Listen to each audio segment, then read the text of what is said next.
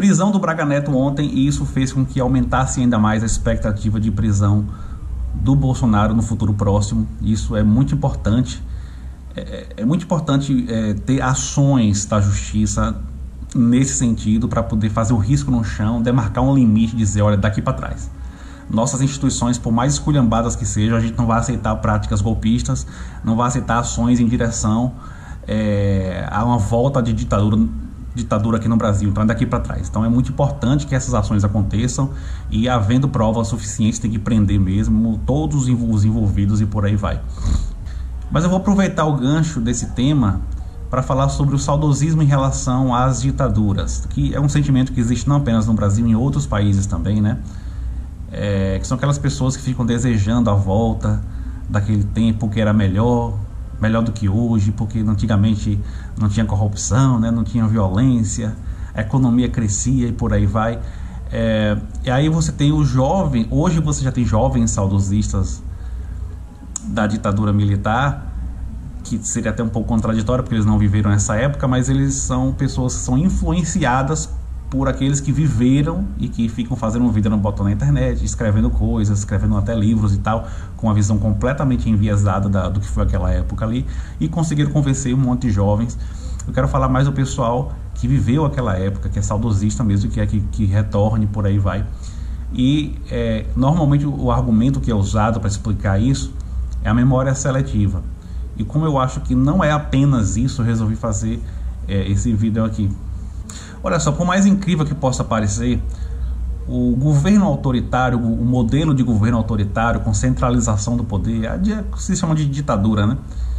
Tem uma vantagem em relação à democracia, que é a eficácia das políticas públicas, justamente por ser uma ditadura, por haver uma centralização do poder, né? Quem está no poder não precisa negociar com a oposição, não precisa subornar a oposição para conseguir o apoio e tal, não corre o risco da oposição desidratar seus projetos, não tem um Supremo Tribunal que pode chegar e vetar possivelmente um projeto ali, não tem órgãos com autonomia de atuação, como por exemplo o IBAMA hoje, que tem uma certa autonomia aqui no Brasil, por aí vai. No governo autoritário não tem nada disso. Então isso evidentemente dá uma eficácia maior para a execução de políticas públicas, porque você consegue fazer exatamente aquilo que você quer. Então você faz um plano, olha, eu quero executar uma política aqui no espaço de 10 anos, e eu sigo à risca aquilo ali, porque é um governo autoritário, eu mando e todo mundo obedece, né?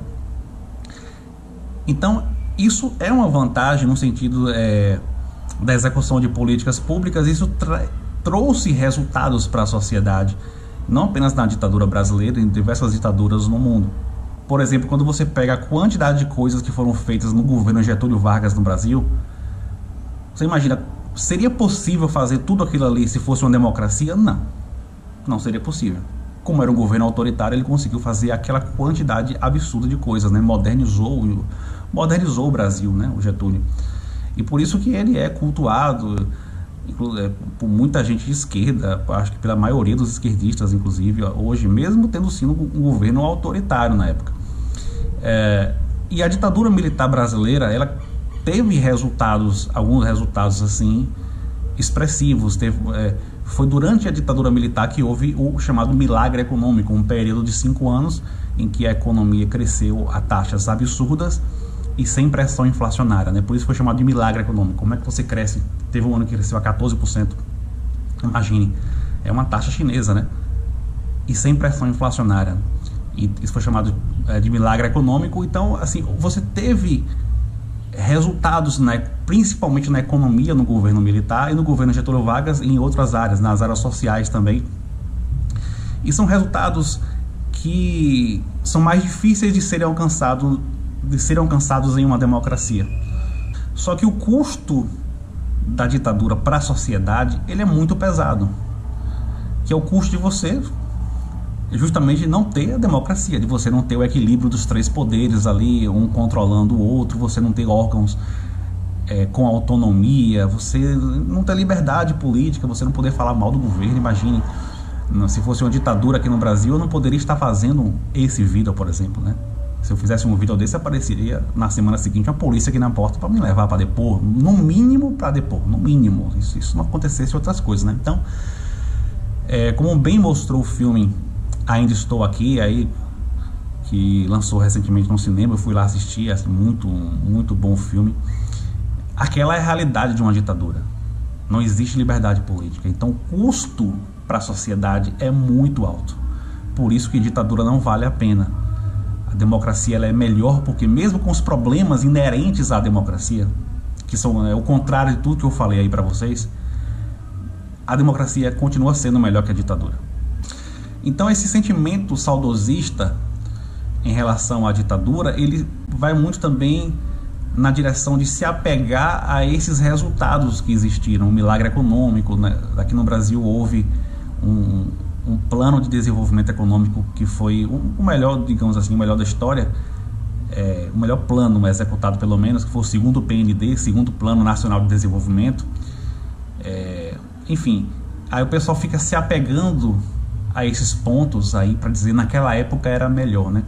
Mas o sentimento saudosista, ele é quase sempre egoísta, porque você avalia o seu círculo social, a sua família, a sua vida, né? Era melhor naquela época para mim, para minha família, né? Mas para a sociedade era melhor? Para a comunidade inteira, para a sociedade brasileira era melhor? Acho que não, né? Porque a repressão que houve naquela época prejudicou muita gente. Então não tem como você dizer, não, naquela época para todo mundo era melhor. Não era melhor, querido. Então o sentimento saudosista tem muito essa característica, até mesmo quando se trata de coisas menos importantes, como por exemplo alguém dizer que a infância na minha época era melhor, né? A infância dos anos 80, dos anos 70 era muito melhor do que hoje em dia, porque os meninos ficam tudo no videogame e tal, certo? A sua infância era melhor, certo? Mas naquela época tinha muito mais crianças passando fome do que hoje, né? Então, calma um pouco, né? Você fala assim, naquela época a infância era melhor, a da sua família, né? E não da sociedade como um todo. Então, esse sentimento saudosista, ele é muito perigoso. E quando ele atinge coisas menos importantes, a gente leva na brincadeira, né? Como é no caso do futebol. Mas quando você entra na parte política, se torna bem perigosa. E aí as pessoas começam a desejar a volta de coisas que eram piores do que o que temos hoje, que era a ditadura militar. Então eu só queria acrescentar isso, porque não acredito que seja apenas uma questão de memória seletiva ou do próprio egoísmo que permeia o sentimento saudosista. Acredito que tem esse fator, tem esse elemento, né? A ditadura tem essa vantagem em relação à democracia, só que não compensa, é uma vantagem que não compensa. E aí outra coisa para finalizar, quando você defende modelos extremistas como ditaduras, governos autoritários e por aí vai, todo extremismo fortalece o outro lado, porque ele provoca uma reação contrária. Então muito se fala sobre a preponderância do pensamento marxista nas universidades públicas, né? Que Marx dominou as universidades públicas, que só tem marxistas, os professores são doutrinadores marxistas. Eu não vou nem entrar nesse debate aí, mas eu só queria falar o seguinte: sim, de fato Marx está muito presente nas universidades públicas, sem dúvida, mas a principal causa disso aí, sabe o que é? Ditadura militar. Porque depois da ditadura militar, Marx entrou com força total nas universidades. Eu estudei economia e eu peguei uma grade que era muito antiga, né? Logo quando eu entrei, depois da minha entrada, teve uma reforma curricular e tal. Então eu ainda peguei uma grade muito antiga. E tinha 2 disciplinas obrigatórias de Marx. E uma vez eu perguntei a um professor meu, rapaz, tá muito exagerado isso aqui. 2 disciplinas obrigatórias de Marx, tá muito exagerado isso aqui. Qual a explicação para isso aqui? Ele falou, olha, essa grade foi feita logo depois da ditadura militar. Então a ânsia para estudar Marx era irrefreável. Então Marx entrou com força total nas universidades. Então então veja que engraçado, né? Foi a ditadura militar que provocou essa reação contrária, essa invasão do marxismo nas universidades. Então sempre que você defender algo extremo, um modelo extremista, você vai provocar uma reação contrária tão forte quanto esse extremismo que você defende. Vale a pena, será? Ou seja, você aí que defende a volta da ditadura, tem que ter um governo de direita para mandar na zorra toda aqui no Brasil, sabe o que isso iria provocar? Um fortalecimento da esquerda. Nesse período em que o Brasil fosse uma ditadura, a esquerda iria se fortalecer como nunca. É assim que funciona a política, não só no Brasil, no mundo todo. É assim que funciona. E sempre foi assim. É por isso que o melhor caminho é sempre a busca pelo centro. que aí você pode ter um centro-esquerda ou um centro-direita, mas a busca pelo centro é sempre o melhor caminho. É o caminho mais equilibrado. Isso é tudo, vou deixar um link aqui num comentário fixado do meu curso de Teoria Econômica Aplicada a Políticas do Governo, que está com um preço aí de R$ 24,90 por 5 dias apenas, né? Um link já com cupom de desconto, que você já entra direto com esse cupom aí, valeu?